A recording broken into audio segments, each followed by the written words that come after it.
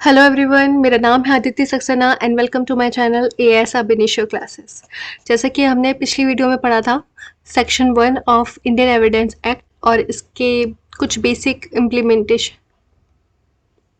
और साथ ही में कुछ बेसिक चीज़ें जानी थी।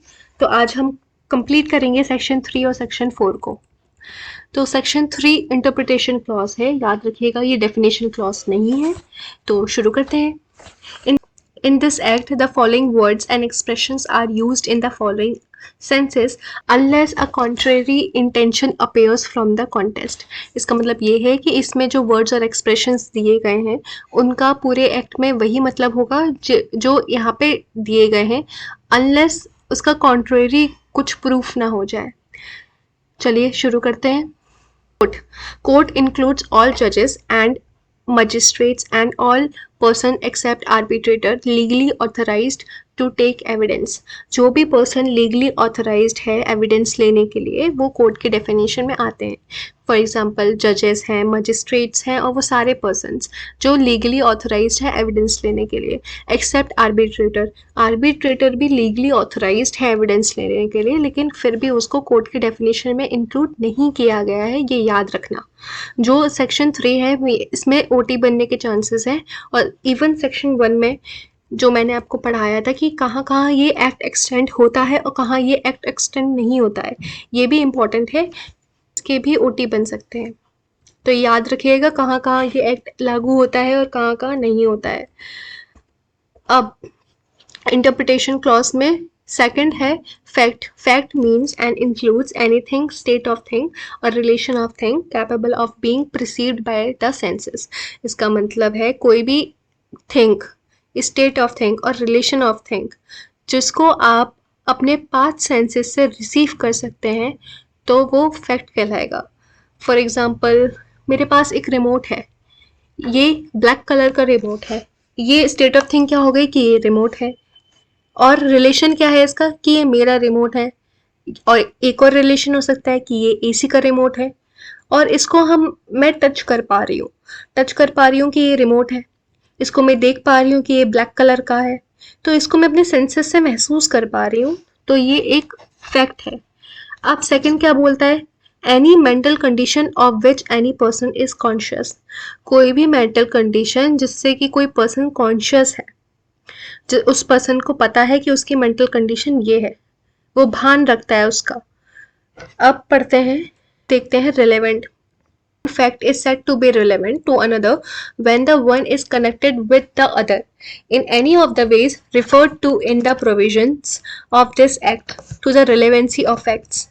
इसका मतलब ये है कि अगर एक फैक्ट किसी दूसरे फैक्ट से इस प्रकार कनेक्टेड है जैसा कि इस एक्ट के आगे दिए गए प्रावधानों में जो कि रिलेट करते हैं रिलेवेंसी ऑफ फैक्ट से, तो वो रिलेवेंट फैक्ट कहलाएंगे।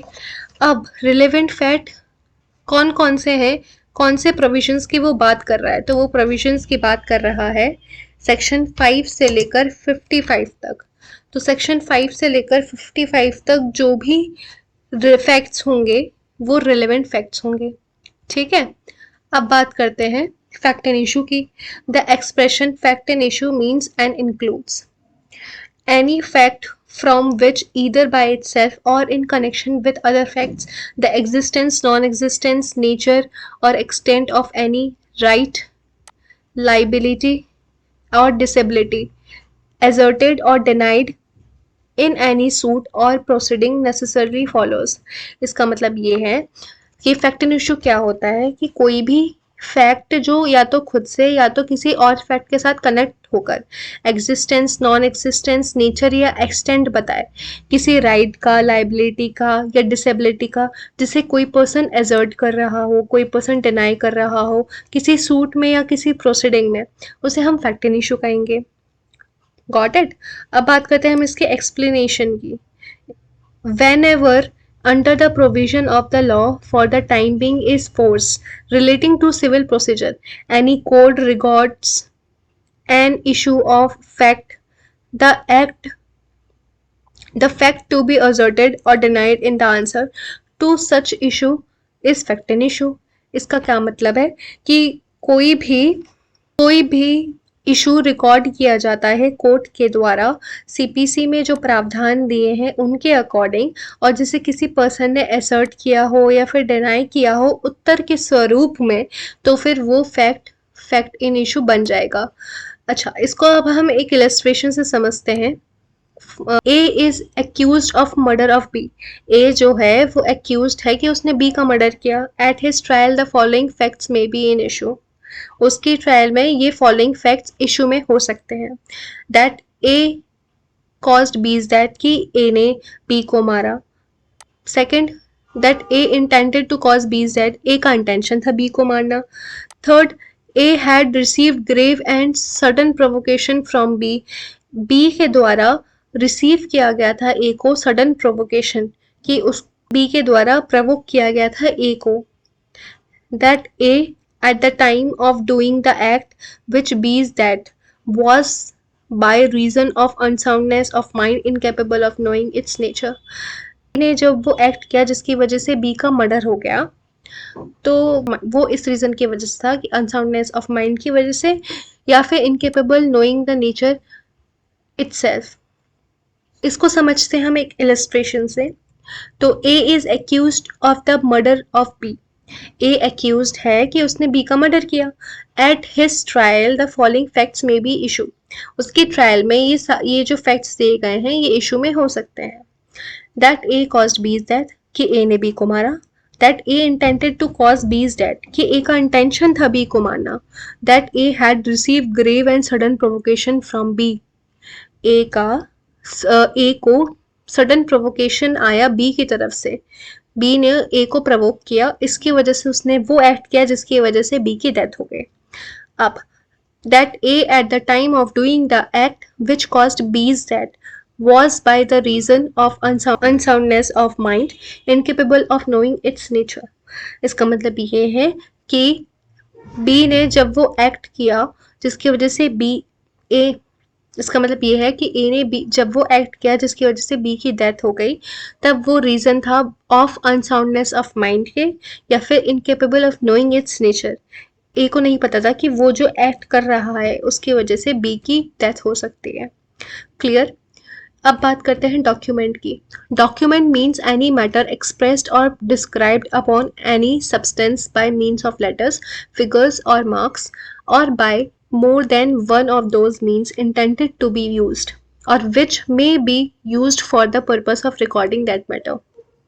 इसका मतलब ये है कि डॉक्यूमेंट्स वो कहलाएंगे अगर कोई मैटर को एक्सप्रेस या डिस्क्राइब करने के लिए किसी सब्सटेंस के ऊपर लिखा गया, भले ही वो लेटर्स हो, फिगर्स हो या मार्क्स हो, या फिर उनका combination letters figures marks letters ऐसे कॉम्बिनेशन में लिखा गया फॉर द पर्पस, इस पर्पस के लिए, ताकि वो मैटर को वो लोग रिकॉर्ड कर सकें, तो वो डॉक्यूमेंट कहलाएंगे। अब एविडेंस की definition although Indian Evidence act में नहीं दी गई है, लेकिन एविडेंस में क्या क्या इंक्लूड है और इसका मीन्स क्या क्या है ये बताया गया है। तो पहला पॉइंट देखते हैं, all statements which the court permits और requires to be made before it by witnesses in relation to matters of fact under inquiry. मतलब वो सारे स्टेटमेंट जिसको कोर्ट परमिट करता है, और सारे स्टेटमेंट जिनको कोर्ट परमिट करता है, और ऐसे विटनेसेस का बयान जिनका कोर्ट के सामने बयान होना ज़रूरी है, तो उसे हम कहेंगे ओरल एविडेंस। सेकंड आता है all documents including electronic records produced for the inspection of the court, such documents are called documentary evidence. इसका मतलब ये है कि वो सारे डॉक्यूमेंट्स इंक्लूड होते हैं जिनमें इलेक्ट्रॉनिक रिकॉर्ड्स भी, जिनको कोर्ट इंस्पेक्शन के लिए बुलाती है, वो सारे डॉक्यूमेंट्स को हम डॉक्यूमेंट्री एविडेंस कहेंगे। क्लियर। अब आगे बढ़ते हैं। Proved, disproved and not proved. Proved, a fact is said to be proved when, after considering the matter before it, the court either believes it to exist or considers its existence so probable that a prudent man ought, under the circumstances of the particular case, to act upon the supposition that it exists। इसका मतलब ये है कि वो fact proved माने जाएंगे जिसको considering the matters, court matter को कंसिडर करने के बाद ये बिलीव रखेगी कि वो फैक्ट एग्जिस्ट करता है, या फिर वो फैक्ट इतना ज़्यादा एग्जिस्टेंस क्रिएट करता है और इतना ज़्यादा प्रोबेबल है उस पर्टिकुलर केस के लिए, उस सर्कमस्टेंसेस के लिए, कि कोई प्रूडेंट पर्सन भी ये कह सकता है कि वो फैक्ट एग्जिस्ट करता है। तो ऐसे फैक्ट्स को हम प्रूव्ड मान के चलेंगे। डिस्प्रूव्ड क्या होगा? A fact is said to be disproved when after considering the matters before it the court either believes that it does not exist और considers its non-existence so probable that a prudent man out under the circumstances of the particular case to act upon the supposition that it does not exist। इसका मतलब ये है कि matter को consider करने के बाद कोर्ट ये बिलीव रखती है कि वो फैक्ट एग्जिस्ट नहीं करता, या फिर वो इतना नॉन एग्जिस्टेंस है कि कोई भी प्रूडेंट पर्सन ये कह सकता है कि उस पर्टिकुलर केस के लिए, उस सर्कमस्टेंसेस के लिए ये फैक्ट एग्जिस्ट नहीं करता है। तो ऐसे फैक्ट्स को हम डिसप्रूव्ड मान के चलेंगे। अब आता है नॉट प्रूव्ड। नॉट प्रूव क्या होता है? A fact is said not to be proved when it is neither proved not disproved. इसका मतलब ये है कि वो फैक्ट जो ना तो प्रूव हो पाए हैं और ना ही डिसप्रूव हो पाए हैं, उनको हम नॉट प्रूफ मान के चलेंगे। क्लियर? अब आगे बढ़ते हैं। India means the territory of India excluding the state of Jammu and Kashmir. India का मतलब है जितनी भी टेरिटरी है इंडिया की वो इंडिया कहलाएगी, लेकिन जम्मू कश्मीर को छोड़ के। लेकिन अब जम्मू कश्मीर भी इंक्लूड हो चुका है, आर्टिकल 370 हट चुका है, अमेंडमेंट हो चुका है, तो आप बोलेंगे कि सारी जो टेरिटरी है इंडिया की वो इंडिया कहलाएगी। अब मे प्रिज्यूम, शैल प्रिज्यूम, कंक्लूसिव प्रूफ, ये तीनों चीज़ें बहुत इंपॉर्टेंट हैं। इसको आप रेड मार्क कर लो, ये ओटी में बहुत इंपॉर्टेंट है। पूरे एक्ट में आपको ये मे प्रिज्यूम, शैल प्रिज्यूम और कंक्लूसिव प्रूफ दिखेगा और काफ़ी इम्पॉर्टेंट है कि आगे जो भी सेक्शन मिलेंगे उसके लिए आपको इसको समझना बहुत इम्पॉर्टेंट है। Whenever it is provided by this act that the court may presume a fact, it may either regard such fact as proved unless and until it is disproved or may call for proof of it। इसका मतलब ये है कहीं भी इस act में आपको ये दिखेगा कि कोर्ट में प्रिज्यूम अ फैक्ट, तो इसका मतलब ये होगा कि either regard such fact as prove, court उसको प्रूव्ड मान के चल सकता है, अनटिल एंड अनलेस, या तब तक मान के चल सकता है जब तक वो डिसप्रूव ना हो गया हो या फिर उसके प्रूफ के लिए कोर्ट ने खुद ना कहा हो। Clear? Shell presume, whenever it is directed by this act the court shall presume a fact, it shall regard such fact as proved unless and until it is disproved। जब भी इस एक्ट में ये लिखा होगा court shell presume a fact, इसका मतलब ये है कि कोर्ट मान के चलेगी कि ये फैक्ट प्रूव्ड हो चुका है। अनलेस एंड अनटिल, तब तक मान के चलेगी जब तक ये डिसप्रूव्ड ना हो गया हो। कंक्लूसिव प्रूफ पढ़ते हैं। When one fact is declared by this act to be conclusive proof of another, the court shall on proof of one fact regard the other as provided and shall not allow evidence to be given for the purpose of disproving it। इसका मतलब ये है कि अगर कहीं पे भी इस एक्ट में हम कंक्लूसिव प्रूफ की बात करेंगे तो इसका मतलब ये है कि कोर्ट मान के चलेगी कि ये प्रूव्ड फैक्ट है और कोर्ट अलाउ नहीं करेगी इसको डिसप्रूफ करने के लिए कोई भी एविडेंस दे। तो एक बार इसका क्विक रिवीजन पर करते हैं। तो मे प्रिज्यूम ये कहता है कि कहीं भी इस एक्ट में ये दिया गया हो कोर्ट में प्रिज्यूम अ फैक्ट, इसका मतलब ये है कि कोर्ट मान सकेगा कि ये फैक्ट प्रूफ हो चुका है। कब तक मान सकेगा? जब तक वो या तो डिसप्रूफ हो जाए या तो कोर्ट खुद उसको प्रूफ करने के लिए फैक्ट मांगे। शैल प्रिज्यूम का मतलब होता है कि कोर्ट ये मान के ही चलेगा कि ये प्रूफ हो चुका है, तब तक मान के चलेगा जब तक ये डिसप्रूफ ना हो जाए।